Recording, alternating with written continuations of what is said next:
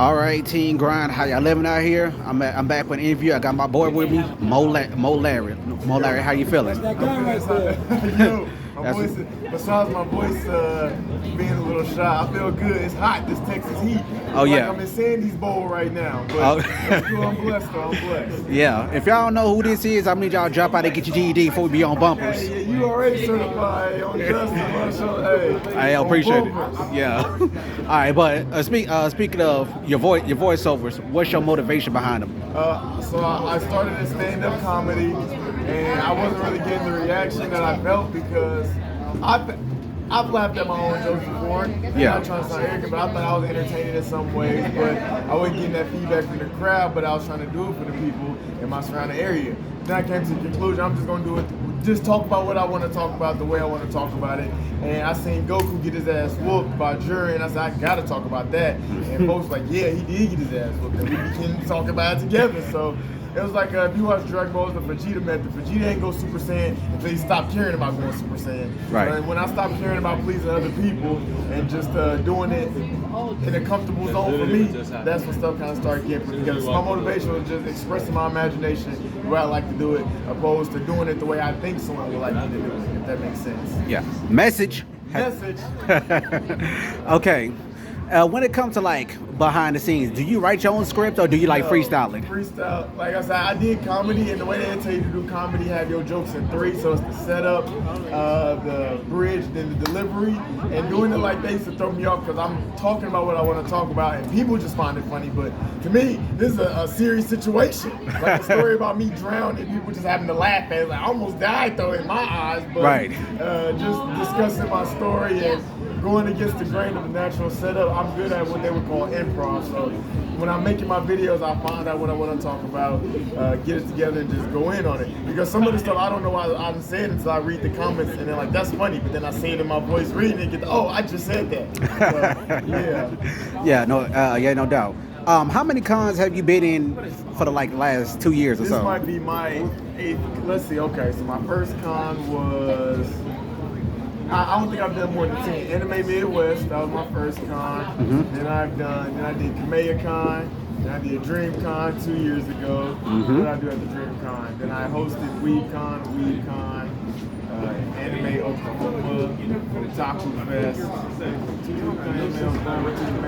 So yeah, this is my 8th con. Okay. My 8th con. Now I'm a baby compared to everybody because this is only my second con, so I'm a baby compared to everybody.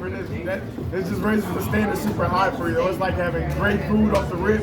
Now when you eat terrible food, it's just pure terrible. Opposed to eating that, I can make good. It's like what? It's like playing video games in 2023. If you grew up playing Mario 64 or back in the day Madden, then you know how the graphics elevated. But if you just came in on 2K23, you're not trying to play no 2K12. It's just, it's just terrible for you. So it just raises the bar high for you. So Yeah, show you right. It's a good problem. Yeah, show you right. Speaking of Texas, how do you like Texas? Big ass bugs. Like Pokemon flying around. I'm talking about a huge something flew past my ear. Hey, I thought it was a dragon. What up, Pharaoh? That's a nice cosplay. That's nice. what's up. It's cool though. The scenery is drastically different from what I'm looking at. The people are nice. It's just the heat is a difference.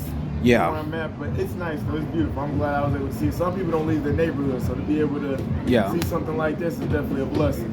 Yeah, because I'm from Houston. That's still in Texas. Okay. But Austin is kind of like a different ball game because it's like the best way I can describe it, like Houston is like up to date, modern. Okay. I've been driving around Austin, Texas. I'm still seeing like old school, like Alamo type of places here. Hey, nice goosebump shirt. Stay out the basement. Classic. I'm sorry, man. Nah, you good. That's good footage right there. I ain't tripping. Okay. I'd like to talk a little bit about your book. Okay. Oh, yeah. All right. Yeah, on Justice. This one issue. Shouts out to Star Mike, the artist who helped me, because I don't draw it. I just help work with the story. And I say help work with the story with this one because this is a crossover between my main character in my artist universe. Right. So my main character being Mo, I have my own separate story to where it's like this is how you become the individual you become. And now this is me in my artist universe saying, all right, how you gonna handle this situation with your individuality? So shouts out to Star Mike. These are the ones I'm selling at Dreamcon, the crossover, and I'm selling these because my other story with my character by himself is still in the character development phase. So it's like Peter before he gets bit by the spider or before Uncle Ben dies, and you gotta grow with that. But this right here, he already got those abilities, and it's just showing them how the best of both worlds, because now we're in a time frame where stuff moves fast. So even though like we know Spider-Man's story has been told millions of times. This is just me introducing my story. So I have to make sure I give the best of all areas to my community. So Okay, no doubt. All right, no doubt. All right, let me ask. All right, this is gonna be my last question right here. All right, what is the anime that got everything started for you?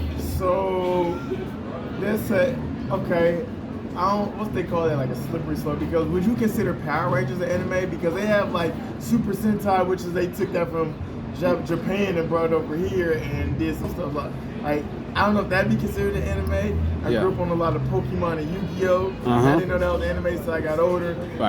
Dragon Ball Z was like on channel 73 for me, and I had that channel as a kid, so I used to watch like, you know, when the signal messed up back on the big box TVs, you gotta make the picture out of distortion. That's how I watched Dragon Ball Z for the longest. So I'm just going off of Pokemon, Yu-Gi-Oh!